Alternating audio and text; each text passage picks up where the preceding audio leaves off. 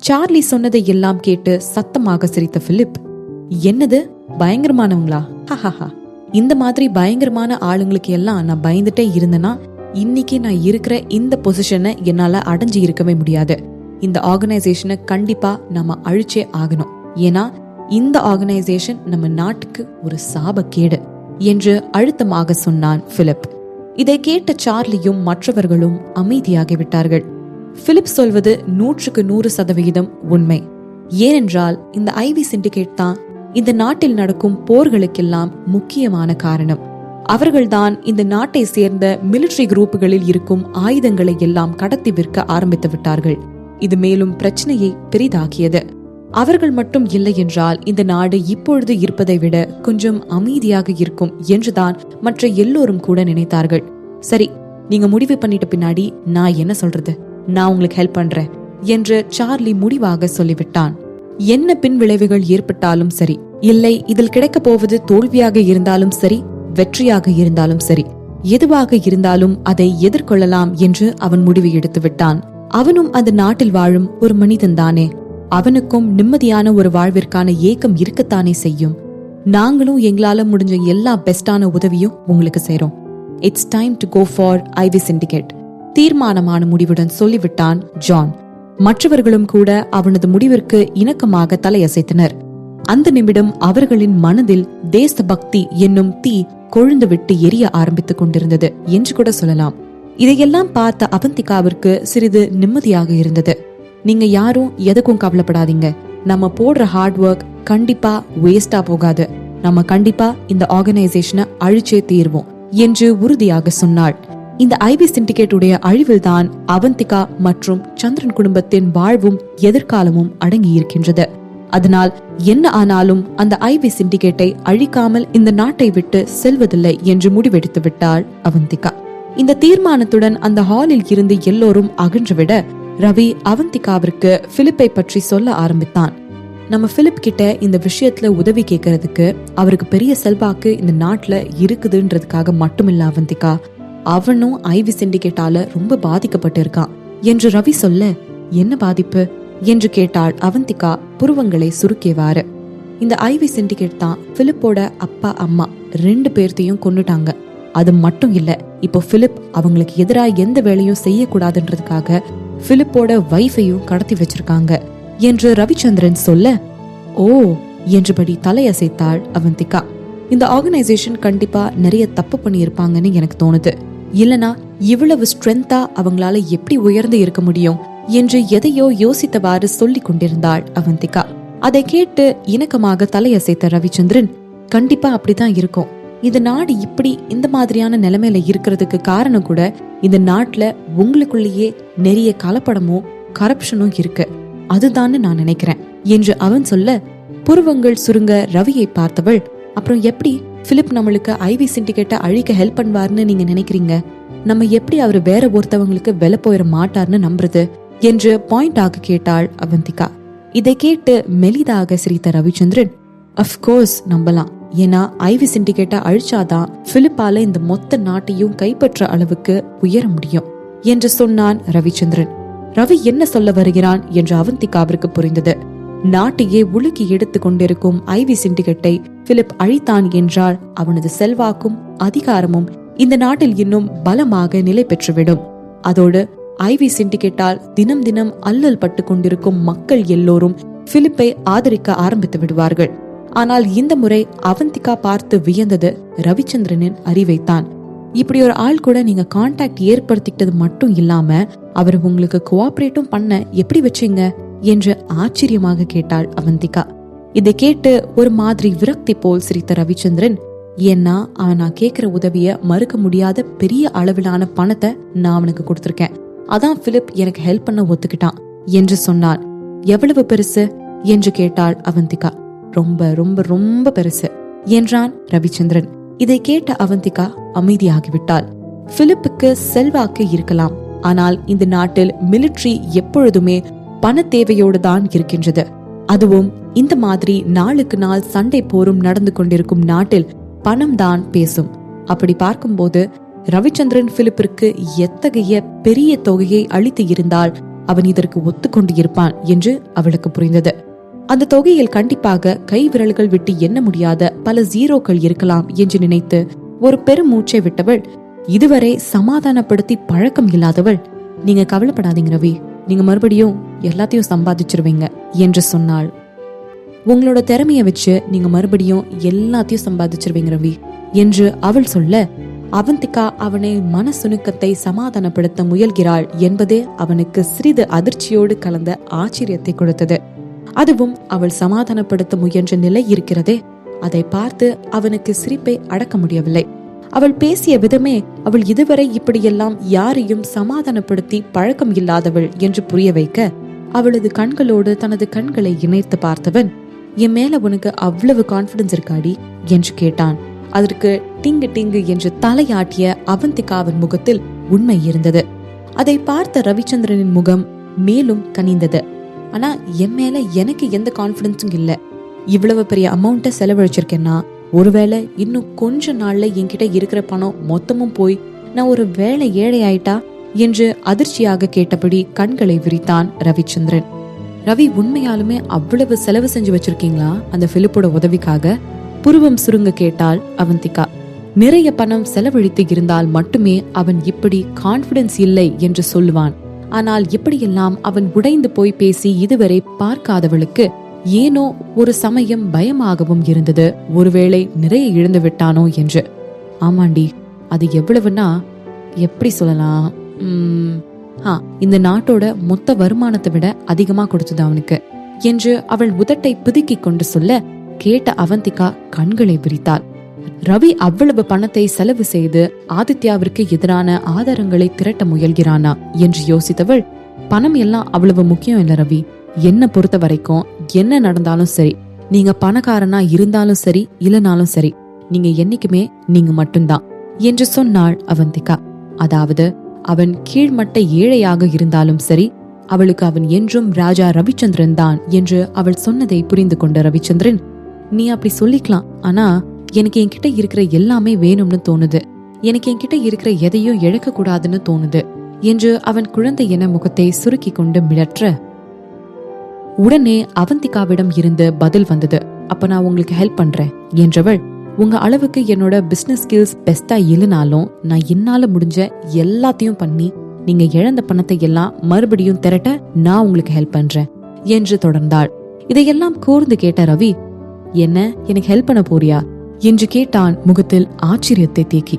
இதற்கு அவந்திகா மெதுவாக தலையசைக்க, அவளை கூர்ந்து அவளுக்கு நெருக்கமாக வந்தவன், ஆனா ஏண்டி நீ எதுக்கு எனக்கு ஹெல்ப் பண்ணணும் என்று கேட்டான் ஆழ்ந்த குரலில். இதை கேட்டு புருவத்தை சுருக்கியவள், என்ன சொல்றீங்க ரவி, நீங்க தானே சொன்னீங்க உங்களுக்கு உங்ககிட்ட இருக்கிற எந்த பணத்தையும் இழக்க விருப்பம் இல்லைன்னு, அதனாலதான் நான் சொல்றேன் நான் உங்களுக்கு அந்த பணத்தை எல்லாம் மறுபடியும் சம்பாதிச்சு தரேன்னு என்று அவள் சொல்ல, ஆனா கொஞ்சம் யோசிடி, நீ சம்பாதிக்கிற ஒவ்வொரு ரூபாயும் நீ எதுக்கு எனக்கு தரணும்னு சொல்லு என்று அவன் கேட்க, இதை பற்றி அவந்திகா இதற்கு முன் யோசிக்கவே இல்லை. இத பத்தி பேச என்ன இருக்கு, நான் வாலண்டரியா தானே உங்களுக்கு ஹெல்ப் பண்ணணும்னு நினைக்கிறேன் என்று சொன்னாள் அவந்திகா. அவள் சொன்ன விதத்திலேயே அவள் சம்பாதிக்கும் ஒரு ரூபாயும் குறையாமல் ரவிச்சந்திரனுக்கு எல்லாவற்றையும் கொடுப்பதில் அவளுக்கு எந்தவித தயக்கமும் இல்லை என்று தெரிகின்றது. ஆனால் இது ரவிச்சந்திரனுக்கு சிறிது ஆச்சரியத்தை அளித்தது என்றால் அது உண்மைதான். அவனது அவந்திகா அவனுக்காக எல்லாவற்றையும் தர தயாராக இருப்பாள் என்று நினைத்து பார்த்திருக்கவில்லை. அவனது மன ஆசைக்காக அவளால் முடிந்த எல்லாவற்றையும் செய்து அவன் இழந்த பணத்தை எல்லாம் திரும்பி தரப்போகிறாளாம். அதே நேரத்தில் அவள், நான் உனக்கு நீ இழந்த பணத்தை தருவதால் நீ எனக்கு கடன்பட்டு இருக்கிறாய் என்ற பார்வையும் அவளிடம் இல்லை. அவளிடம் இருக்கும் நினைப்பெல்லாம் ரவிக்கு உதவி செய்ய வேண்டும், அவனது ஆசை நிறைவேற வேண்டும், அவ்வளவுதான், அவ்வளவு மட்டுமேதான். இத்தகைய தூய்மையான எண்ணம், எந்த கலப்படமும் இல்லா, எந்த ஒரு ஆதாயத்தையும் எதிர்பார்க்காத எண்ணம், இந்த மாதிரியான ஒரு பெண்ணை மீண்டும் எனது வாழ்க்கையில் பார்க்க முடியுமா என்று ரவிச்சந்திரன் கேட்ட கேள்விக்கு அவனது மனது நிச்சயம் இல்லை என்று பதில் சொன்னது. தனது தலையை கீழே சரித்து சிரித்து கொண்டான். இவனை பார்த்து அவந்திகா, இப்ப எதுக்கு நீங்க தானா சிரிக்கிறீங்க என்று கேட்டாள். அவன் தலையை நிமிர்த்திய போது அவனது கண்களை பார்த்த அவந்திகா என்ன மாதிரி உணர்கிறாள் என்றே அவளுக்கு தெரியவில்லை. ரவியின் கண்களில் இருந்த ஒளி, அதை எப்படி சொல்வது, மொத்த பிரபஞ்சத்தையும் அவனது கண்களுக்குள் விரிந்து இருப்பது போல் பார்க்கும் இவளுக்கு ஒரு உணர்வு. அத்தகைய அவனது கண்களோடு அவளது கண்களை கூர்ந்து கவனித்தவன், ஏன்னா நான் ரொம்ப சந்தோஷமா இருக்கேன், ரொம்ப ரொம்ப சந்தோஷமா இருக்கேன். கடந்த சில மாசங்களாதான் என் வாழ்க்கையிலேயே நான் ரொம்ப ரொம்ப சந்தோஷமா இருந்துட்டேன். ரொம்ப பொக்கிஷமா நான் நினைக்கிற பீரியட். ஏன்னு உனக்கு தெரியுமா அவந்திகா என்று கேட்டான். அவந்திகா எந்த பதிலையும் சொல்லாமல் அமைதியாக அவனை பார்த்தாள். ஏன்னா நீ மட்டும்தான் என் வாழ்க்கையில இவ்வளவு சந்தோஷத்தை கொண்டு வந்து கொடுத்திருக்க. அவந்திகா சிதம்பரநாதன், உனக்கு தெரியுமா நீ என் வாழ்க்கையில எவ்வளவு முக்கியமானவன்னு? நீ வந்ததுக்கு அப்புறம் என் வாழ்க்கை எவ்வளவு அழகானதா மாறிடுச்சுன்னு என்றபடி அவந்திகாவின் கண்களை கூர்ந்து பார்த்தவன், இப்போ இந்த நிமிஷம் நான் ரவிச்சந்திரன் என்னோட ஆள் மனசுல இருந்து சொல்றேன், இனி நீ இல்லாம நிஜமா என்னால உயிரோட வாழ முடியும்னு எனக்கு தோணல என்றான் ஆழ்ந்த குரலில். ரவிச்சந்திரனின் வார்த்தைகளை கேட்டு அவந்திகா உயிருள்ள சிலையாய் உறைந்து போய்விட்டாள். ஏன் ரவிச்சந்திரனுக்குமே அவனது வார்த்தைகள் திடீரென்று எப்படி இப்படி வந்து விழுந்தன என்று புரியவில்லை. அவனுக்கு ஆச்சரியமாக இருந்தது. நான் உனக்கு ரொம்ப பிரஷர் கொடுக்கறேன்னு நினைக்கிறேன், ஐம் சாரி என்றான் லேசாக சிரித்தபடி அந்த சூழ்நிலையை சகஜமாக்க. ஆனா நான் உன்கிட்ட சொன்ன அந்த வார்த்தை எல்லாம் நான் வெறும் வாய் பேச்சுக்காக சொல்லல அவந்திகா, அதெல்லாம் இங்க என்று அவனது மனதை சுட்டி காட்டி, இங்க இருந்து என் மனசுல இருந்து வந்தது. அதோட அது மாறவே மாறாது, என்னைக்கும் மாறாது. இன்னொன்னு சொல்ற அவந்திகா, உனக்காக எவ்வளவு நாள் ஆனாலும் சரி, அது எத்தனை வருஷங்கள் ஆனாலும் சரி நான் வெயிட் பண்றேன். ஆனா அதே நேரத்துல எந்த நிமிஷமும் உன்னை யாருக்கும் விட்டு தர மாட்டேன் என்று மென்மையாக ஆரம்பித்த வார்த்தைகள் தீர்க்கமாக வந்து விழுந்தன ரவிச்சந்திரனிடம் இருந்து. சொல்லி முடித்து விட்டு எழுந்தவன் நடக்க ஆரம்பிக்க அவன் 4-5 அடிகளை வைத்த பின் அவந்திகாவின் வார்த்தைகள் பின்னிலிருந்து அவன் காதுகளில் வந்து விழுந்தன. நானும் நமக்குள்ள இருக்கிற இந்த விஷயத்தை பத்தி சீக்கிரமாவே யோசிச்சு முடிவெடுக்கிறேன். சரியான நேரம் வரும்போது உங்களுக்கு என்னோட பதில சொல்றேன் என்றாள் அவந்திகா. இந்த தடவை உறைந்து நிற்பது ரவிச்சந்திரனின் முறையாகி விட்டது. எவ்வளவு நாள்னாலும் சரி நான் உனக்காக வெயிட் பண்றேன். உனக்கு என்ன விஷயங்களை கன்சிடர் பண்ணணுமோ எல்லாத்தையும் யோசிச்சு முடிவிடு. உனக்காக காலம் முழுக்க காத்திருக்க கூட நான் தயாரா இருக்கேன் என்று சொன்னான் ரவிச்சந்திரன். இதை கேட்டு அவந்திகாவின் கண்கள் அதிர்ந்தன. ரவிச்சந்திரன் என்றும் வெறும் வாய் பேச்சிற்காக பேசுபவன் கிடையாது என்று அவளுக்கு தெரியும். அவள் மென்மையாக தலையசைத்தாள். ஆனால் ரவிச்சந்திரனுக்கு தான் தனது சுய கட்டுப்பாட்டை காப்பாற்ற உள்ளுக்குள் மிகப்பெரிய போராட்டம் நடந்து கொண்டிருந்தது. அவனது மனது அவளை முத்தமிடு முத்தமிடு என்று கத்த, கூடாது கூடாது என்று கத்திக்கொண்டு இருந்தது அவனது இன்னொரு மனது. இப்பொழுதுதான் அவனை கொஞ்சமாவது கவனிக்க ஆரம்பித்து இருக்கிறாள்.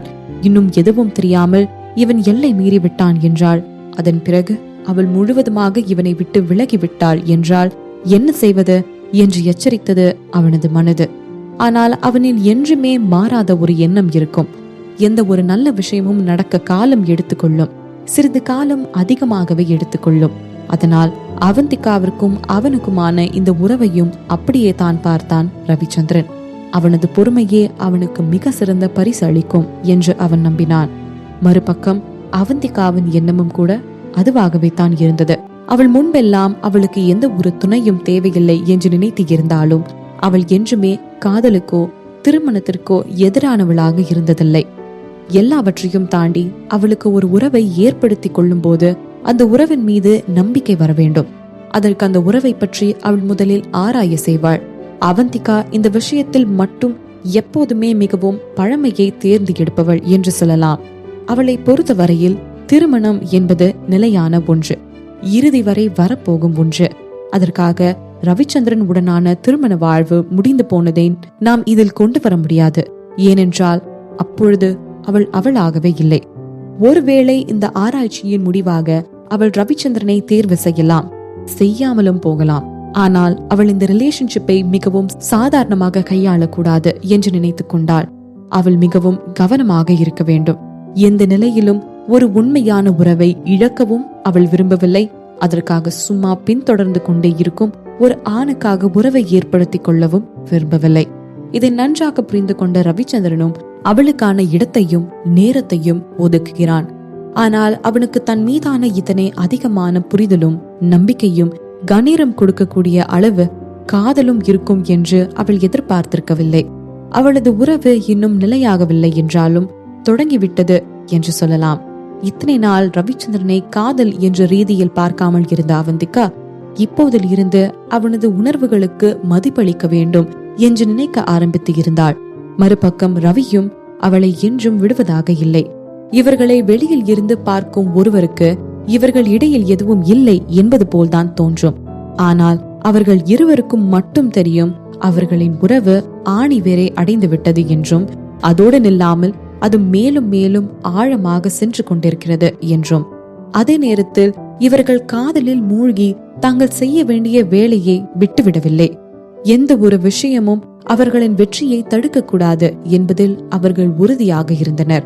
அதனால் அடுத்த நாளில் இருந்தே அவர்கள் இங்கு வருவதற்கான வேலையை ஆரம்பித்தார்கள். ஆனால் அந்த நேரத்தில் தான் ஒரு வீடியோ வைரலாக ஆன்லைனில் சென்று கொண்டிருந்தது. அதில் ஒரு பெண் நிர்வாணமாக ஒரு அறையின் மூலையில் போய் ஒதுங்கி இருந்தாள். அந்த அறையில் அந்த பெண் மட்டுமே இருந்தாள். வேறு ஆண்கள் யாரும் இல்லை. ஆனால் பார்ப்பவர்களுக்கு அந்த வீடியோவில் அவளை படம் பிடிக்க கொண்டு இருக்கும் ஆண்களின் விகார சிரிப்பு சத்தம் கேட்டது. அந்த வீடியோவை பார்ப்பவர்களுக்கு அதன் பின்னால் இருந்து சிரித்துக் கொண்டிருக்கும் மனிதர்கள் அந்த பெண்ணை ஏதோ செய்ய போகிறார்கள் என்றுதான் தோன்றும். ஆனால் அந்த வீடியோவின் இறுதி வரையிலுமே அப்படி எதுவும் நடக்கவில்லை. அந்த வீடியோவின் போக்கஸ் முழுக்க அங்கே உடலை காட்டிக்கொண்டு அந்த மூலையில் அமர்ந்து நடுங்கிக் கொண்டிருக்கும் அந்த பெண்ணின் மீதே இருந்தது. அந்த வீடியோவை பார்த்தவர்களுக்கு அந்த வீடியோ சொல்ல வரும் விஷயம் என்ன என்று யாராலும் புரிந்து கொள்ள முடியவில்லை. அவர்கள் உணர்ந்து கொண்ட ஒரே ஒரு விஷயம் என்னவென்றால், அந்த பெண் மிக பெரிய ஆபத்தில் இருக்கிறாள் என்பதை மட்டும்தான். ஆனால் அதே நேரத்தில் அந்த பெண் யார், எதற்காக அந்த வீடியோவை வலைதளங்களில் பதிவிட்டு இருக்கிறார்கள், யார் அதை பதிவிட்டு இருக்கிறார்கள் என எந்த ஒரு விஷயமும் யாருக்கும் தெரியவில்லை. அடுத்த நிமிடம் பிலிப்பின் மெயிலுக்கு ஒரு வீடியோ வந்து இருந்தது. அப்பொழுது பிலிப், ரவிச்சந்திரன், அவந்திகா, ஜானின் ஆட்கள், சார்லி என எல்லோரும் சூழ்ந்து இருக்க அவனது அறையில் அமர்ந்து ஐவி சிண்டிகேட்டை அழிப்பதற்கான திட்டங்களை தீட்டிக் கொண்டிருந்தான். அப்பொழுதுதான் அவனுக்கு வந்திருக்கும் அந்த மெயிலை பார்த்தவன் அந்த வீடியோ என்னவென்று அறியாமல் பிளே ஆப்ஷனை தட்டிவிட்டான். ஆனால் அந்த வீடியோ ஓட ஆரம்பித்த சில வினாடிகளில் விகாரமாக கத்திய பிலிப் தனது துப்பாக்கியை எடுத்துக்கொண்டு, லுக்கவே, யாரும் இதை பார்க்க கூடாது, இல்ல சுற்றுவேன் என்று ஆங்காரமாக கத்தினான். அந்த அறையில் இருப்பவர்கள் யாரும் முட்டாள்கள் இல்லையே. பிலிப்பின் எதிர்வினையை வைத்தே அந்த பெண் இவனுக்கு மிகவும் முக்கியமானவள் என்று எல்லோரும் புரிந்து கொண்டார்கள். ரவி தான் முதல் ஆளாக அந்த வீடியோவில் இருந்து கண்களை அகற்றினான். ஆனால் உண்மையிலுமே அவன் பார்த்தது எல்லாம் அந்த வீடியோவில் இருக்கும் பெண்ணின் வேதனையையும் பயத்தையும் மட்டும்தான். அவற்றையேதான் மற்றவர்களும் பார்த்தார்கள். அவர்களுக்கு அந்த பெண்ணின் உணர்வுகளை தாண்டி உடலின் மீது கவனம் செல்லவே இல்லை. இதையெல்லாம் தாண்டி திரையில் தெரிந்து கொண்டிருக்கும் அந்த பெண் கேமராவிற்கு அவளது வெற்று முதுகை மட்டுமே காட்டியிருந்தாள். தன்னோடு நெஞ்சோடு சேர்ந்து தனது கால்களை இறுக்கமாக அணைத்து புறமுதுகிட்டு அமர்ந்திருந்தாள். ஆனால் அதற்கே பிலிப் கொந்தளித்து விட்டான். அவனது குரலில் இருந்த கோபத்தை பார்த்தவர்களுக்கு ஒரு நிமிடம் உடலே வெலவெலுத்து போனது. உடனடியாக தனது லேப்டாப்பை எடுத்துக்கொண்டு அடுத்த அறைக்கு சென்று விட்டான். சில வினாடிகளில் அந்த அறையில் இருந்து பல பொருட்கள் நொறுங்கும் சத்தம் கேட்டது. இதையெல்லாம் கவனித்துவிட்ட ரவிச்சந்திரனிடம் திரும்பிய அவந்திகா, அது அவரோட வைஃபா என்று கேட்டாள். அவங்க தானே நினைக்கிறேன் என்று சொன்னான் ரவிச்சந்திரன் புருவம் சுருங்க. இவனின் வார்த்தைகளை கேட்டு மின்சாரம் தாக்கியது போல் அதிர்ச்சி அடைந்தனர் ஜானும் மற்றவர்களும். என்ன சொல்றீங்க? அது எப்படி அந்த வீடியோல இருக்கிற அந்த பொண்ணு ஜெனரல் பிலிப்போட வைஃபா இருக்க முடியும்? என்ன நடக்குதுங்க என்று அதிர்ச்சியாக கேட்டான் ஜான். பிலிப்போட வைஃப ஐவி சிண்டிகேட் கடத்திட்டாங்க என்றாள் அவந்திகா. அப்படின்னா இந்த வீடியோவையும் ஐவி சிண்டிகேட் தான் பண்ணியிருப்பாங்க அப்போ என்று சொன்ன அவளுக்கு அதற்கு மேல் சொல்ல தைரியம் வரவில்லை. பயத்தில் உடல் நடுங்கியது. ஏன் பிலிப் அந்த ஐவி சிண்டிகேட்டை அழிக்க வெறியாக இருக்கிறான் என்று இப்பொழுது இந்த நிமிடம் அவர்கள் எல்லோருக்கும் புரிந்தது. எந்த மனிதனால் தான் அவனது மனைவி இப்படி நடத்தப்படுவதை பார்த்து கொண்டு அமைதியாக இருக்க முடியும்? ஆனா இப்போ எதுக்கு ஜெனரல் பிலிப்புக்கு ஐவி சிண்டிகேட் இதை அனுப்பி இருக்காங்க? அப்போ நம்ம போடுற அவர்களுக்கு எதிரான பிளான் எல்லாம் அவங்களுக்கு தெரிஞ்சிருச்சா என்று அதிர்ச்சியாக கேட்டான் ஜான். அடுத்த வினாடி அந்த அறையில் இருந்த அனைவருக்கும் ஒரு அசௌகரியமான உணர்வு வந்து புகுந்து கொண்டது. ஜான் இப்பொழுது சொன்னது போல் ஐவி சிண்டிகேட் மட்டும் இவர்களின் திட்டங்களை கவனித்து விட்டார்கள் என்றால் இவர்கள் நினைத்தது போல் எல்லா விஷயமும் இனி நடக்கப் போவதில்லை. சில நிமிடங்களில் கழிந்தன. ஒரு பெண் பிலிப்பின் வீட்டிற்கு வந்தாள். அந்த பெண் மிகவும் இளமையானவளாகத்தான் இருந்தாள். ஆனால் அவளது உடலில் காங்கோவை சேர்ந்த மிலிட்டரி யூனிஃபார்ம் உடையாக இருந்தது. அதில் மிலிட்டரியில் கொடுக்கப்படும் பேட்ச்களும் நெஞ்சை நிமிர்த்தி கொண்டு அமர்ந்து இருந்தன. கூடவே சில மிலிட்டரி ஆட்களையும் கூட்டி வந்து இருந்தாள். அவள் மிகவும் திமிரான சுபாவம் உடையவள் என்று அவளது முகத்திலேயே எழுதி ஒட்டி இருந்தது. அதோடு அவளது யூனிஃபார்மில் அலங்கரிக்கப்பட்டு இருந்த அந்த பேட்ஜ்களை வைத்து பார்த்தால் அவள் மிலிட்டரியில் ஏதோ ஒரு டாப் ரேங்கிங்கில் இருப்பவள் என்று எல்லோருக்கும் புரிந்தது. அவள் பிலிப்பை பார்த்த பொழுது அவளது முகத்தில் கொஞ்சம் கூட மரியாதை இருந்தது போல் தெரியவில்லை. உண்மையை சொல்ல போனால் அவளது முகம் இன்னும் அதிகமான அலட்சியத்தை காட்டியிருந்தது. இவளை பார்த்த பிலிப்பின் கண்கள் கோபத்தால் சிவந்தன. இவளை கொன்று புதைக்கும் ஆத்திரத்தை அவன் வெகுவாக முயன்று கட்டுப்படுத்தி கொண்டு இருக்கிறான் என்று பார்ப்பவர்களுக்கு தெரிந்தது. அப்படி இருக்கும்போது அந்த எதிரில் இருக்கும் பெண்ணுக்கு தெரியாமல் இருக்குமா என்ன? பிலிப்பின் கண்களில் இருந்த இவள் மீதான அளவுக்கு அதிகமான வெறுப்பை பார்த்தவள் மெலிதாக சிரித்துக் கொண்டே, இன்டர்நெட்ல லீக்கான வீடியோ பார்த்திருப்ப போல ஆல்ரெடி. நீ சீக்கிரமாவே எங்களுக்கு கோஆபரேட் பண்ண ஆரம்பிக்கலனா அதுக்கான பின் விளைவுகள் இன்னும் ரொம்ப மோசமானதா இருக்கும் என்று அவள் சொல்ல, இன்டர்நெட்டா என்று புரியாமல் பிலிப் சொல்ல, அவன் எதிரே நின்று கொண்டிருந்த அந்த பெண்ணின் புருவங்கள் ஆர்வமாக உயர்ந்தன. ஓ, அப்ப நீ இன்னும் ஆன்லைன்ல லீக்கான வீடியோவை பார்க்கலையா? ஆனா அதுல கேலிய அடையாளம் தெரிஞ்சுக்கிற மாதிரி தானே நான் வச்சிருந்தேன் என்று அலட்சியமாக சொன்னாள் அவள். அந்த பெண் கூறிய வார்த்தைகளை கேட்ட பிலிப்பின் முகம் உடனடியாக கோரமாக மாறியது. தனது பற்களை அழுத்த கடித்து கொண்டு, அந்த வீடியோ ஆன்லைன்ல இருக்கா என்று கேட்டான். அவனது கண்களில் அத்தனை வெறி. பிலிப்பிடம் உண்டான மாற்றத்தை புரிந்து கொண்ட அப்பெண், அந்த வீடியோவை ஆன்லைன்ல போஸ்ட் பண்ணி இருக்கோம். எனக்கு தெரிஞ்சு இப்ப மொத்த நாடும் அதை பார்த்திருக்கோம். ஆனா நீ எதுக்கும் கவலைப்படாத.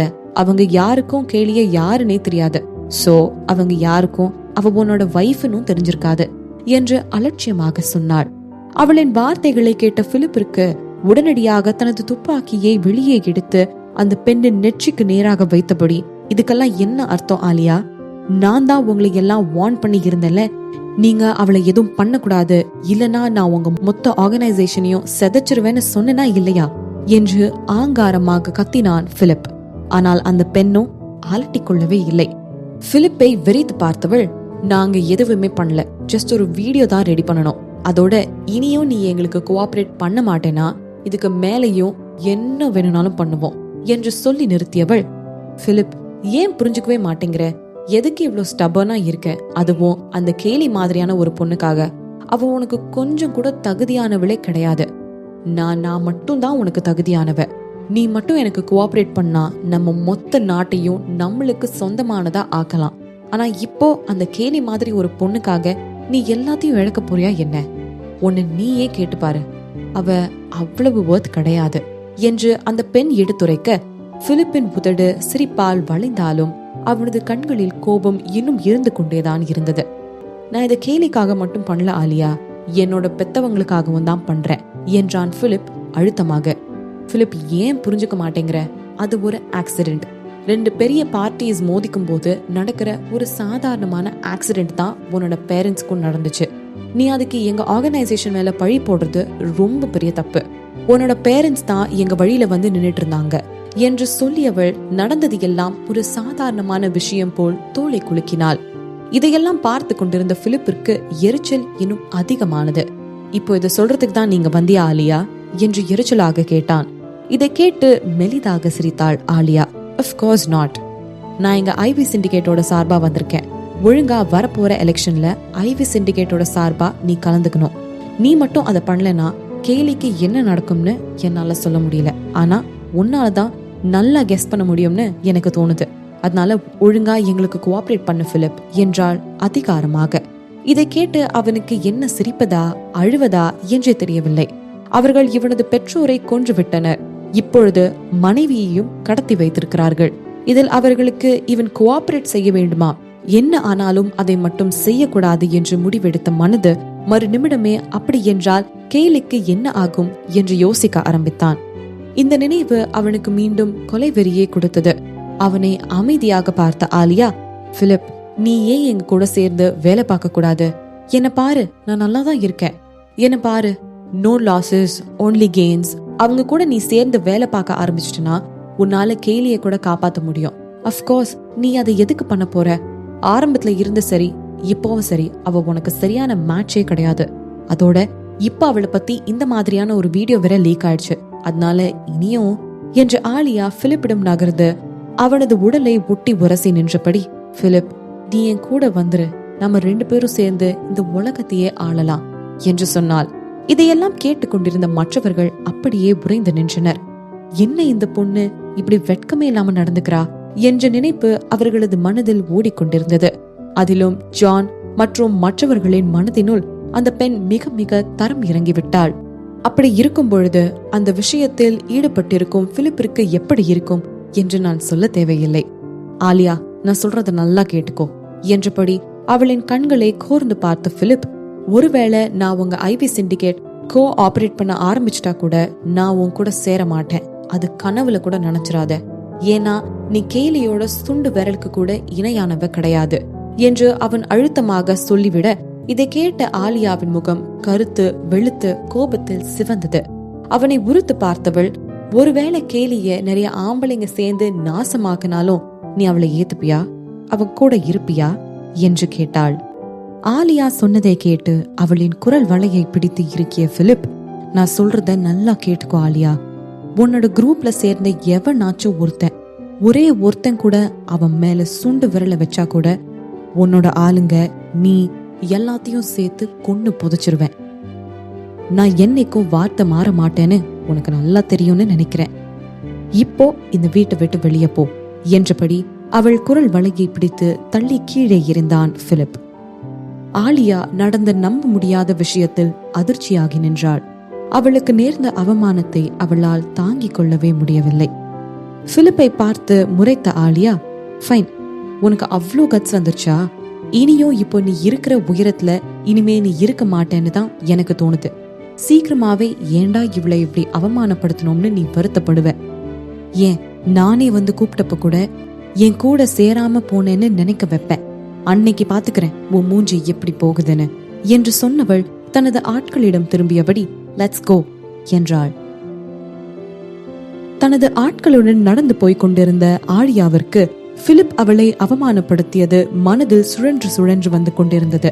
அதனால் கேலியை எப்படியெல்லாம் அவமானப்படுத்தலாம், கொடுமைப்படுத்தலாம் என்று மனதில் யோசிக்க ஆரம்பித்து இருந்தாள். நடக்க போகும் எலெக்ஷனில் மட்டும் அவள் ஜெயித்து விட்டாள் என்றால் அதன் பிறகு பிலிப்பை அவள் ஒரு கை பார்த்து விடுவாள். அதுவும் அந்த கேலியை பயன்படுத்தி அவனது கண்களுக்கு முன்னே அவனது மனைவியை அவமானப்படுத்தி, பார், என்னை அவமானப்படுத்தினார் அல்லவா, உனது மனைவி இன்று படும் அவமானங்களை பார் என்று காட்ட வேண்டும் என்று கருவிக்கொண்டாள். அதே நேரத்தில் இங்கு தனது வீட்டில் இருந்த பிலிப்பிற்கும் ஆலியா எப்படியெல்லாம் சிந்திப்பாள் என்று தெரிந்துதான் இருந்தது. திரும்பி ரவிச்சந்திரனை பார்த்தவன், எல்லாரும் அவ பேசின எல்லாத்தையும் கேட்டீங்க தானே? நான் மட்டும் இந்த எலெக்ஷன்ல அவங்களுக்கு சார்பா பார்ட்டிசிபேட் பண்ணலனா ஆலியா நின்னு ஜெயிச்சிடுவா. ஆரம்பத்துல இருந்தே அவ ஐவி சிண்டிகேட் கூட தான் கை கோத்துட்டு இருக்கா. அதனால அவன் மட்டும் ஜெயிச்சிட்டா அப்படின்னா நம்ம எல்லாரோட நம்பிக்கையும் தோத்து போயிடும் என்றான் உறுதியாக. இதையெல்லாம் கேட்ட அவந்திகா, ஆனா அவங்க வைஃப் அவங்க கையில இருக்காங்களே என்றாள் தீவிரமான முகத்துடன். அதனாலதான் உங்க கையில அந்த பொறுப்பை ஒப்படைக்கிறேன். எலெக்ஷன் வர்றதுக்கு முன்னாடி அவளை காப்பாற்ற வேண்டியது இனி உங்க பொறுப்பு என்றான் பிலிப் அதிகாரமாக. ஒருவேளை எங்களால உங்க வைஃபை காப்பாற்ற முடியலனா என்று கேட்ட அவந்திகாவின் வார்த்தைகளை கேட்ட பிலிப் திகைத்து நின்று விட்டான். அவள் சொல்வது நடப்பதற்கும் வாய்ப்புகள் அதிகம் இருக்கின்றது தானே. ஒருவேளை அவர்கள் எல்லாம் தோற்றுவிட்டால் என்ன ஆவது? அந்த ஐவி சிண்டிகேட்டை சேர்ந்தவர்களுக்கு நாய் மாதிரி வேலை பார்க்க வேண்டுமா, இல்லை எனது மனைவியை அவர்கள் கற்பழிப்பதை பார்த்து கொண்டிருக்க வேண்டுமா என்ற எண்ணங்கள் பிலிப்பின் மனதில் ஓடின. அந்த 2 முடிவுகளுமே அவன் விருப்பப்பட்டவை அன்று. எழுந்து நின்று நேரடியாக பிலிப்பை பார்த்த அவந்திகா, ஒருவேளை எலெக்ஷன்ஸ்க்கு முன்னாடியே எங்களால உங்க வைஃபை காப்பாற்ற முடியல அப்படின்னா நீங்க என்ன பண்ணுவீங்க? உங்களோட சாய்ஸ் என்னவா இருக்கும் என்று கேட்டாள். ஏனோ அவந்திகாவின் கேள்விகளில் அழுத்தம் இருப்பதாக பிலிப்பிற்கு தோன்றியது. அவன் அவந்திகாவின் கண்களையே சில வினாடிகள் ஆழ்ந்து பார்த்தான். அதன் பிறகு மெதுவாக, அவங்க சொன்னதுக்கு எல்லாம் ஒத்துக்கிட்டு நான் அவங்களுக்கு ஒர்க் பண்ண ஆரம்பிச்சிடுவேன். ஏன்னா என்று அவன் ஆரம்பித்ததை சொல்லி முடிக்கும் முன்பே, அதாவது நீங்க உங்க பெத்தவங்களுக்காக உங்க மனசுக்கு உள்ள ஏற்படுத்தி வச்சிருக்க வஞ்சத்தை மறந்துட்டு உங்க வைஃபுக்காக அவங்களுக்கு அடிபணிய போறீங்க இல்லையா என்று கேட்டாள் அவந்திகா உறுதிப்படுத்திக் கொள்ள. பிலிப்பின் முகம் கருத்தது. நீ சொல்றது சரிதான், அதனால சீக்கிரமா அவளை காப்பாற்ற முயற்சி பண்ண. இது மட்டும்தான் நான் உனக்கு கொடுக்கிற ஒரே வாய்ப்பும் என்றான் பிலிப் அதிகாரமாக.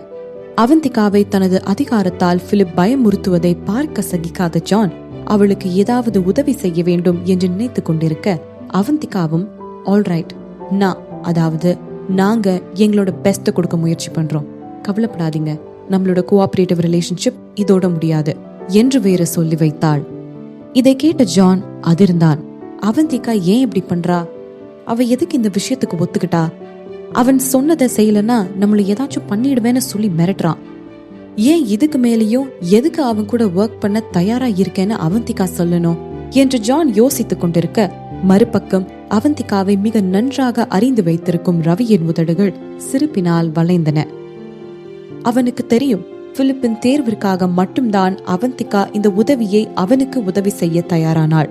ஒருவேளை அவனுக்கு அவனது மனைவி முக்கியம் இல்லை, அதற்கு பதிலாக எனது வஞ்சம்தான் முக்கியம் என்று அவன் முடிவை எடுத்திருந்தாள்.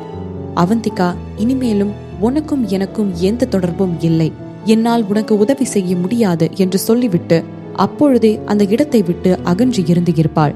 ஆனால் பிலிப்போ அவனது மனைவிக்கு நேர்மையானவனாக உண்மையானவன் ஆகவும் இருக்கிறான். அவந்திகா என்றும் இந்த மாதிரியான மனிதர்களை தான் விரும்புவாள். அதே நேரத்தில் அவள் பிலிப்பிற்கு செய்து கொடுத்த சத்தியத்தை மீறாமல் இருக்க வேண்டும் என்று முடிவு செய்தாள். என்ன ஆனாலும் பிலிப்பின் மனைவியை காப்பாற்றியாக வேண்டும் என்ற எண்ணம் அவளுக்குள் புதைந்தது. மறுபக்கம் பிலிப்பும் கூட அவந்திகாவின் சத்தியத்தால் அதிர்ச்சியாகிதான் நின்று கொண்டிருந்தான்.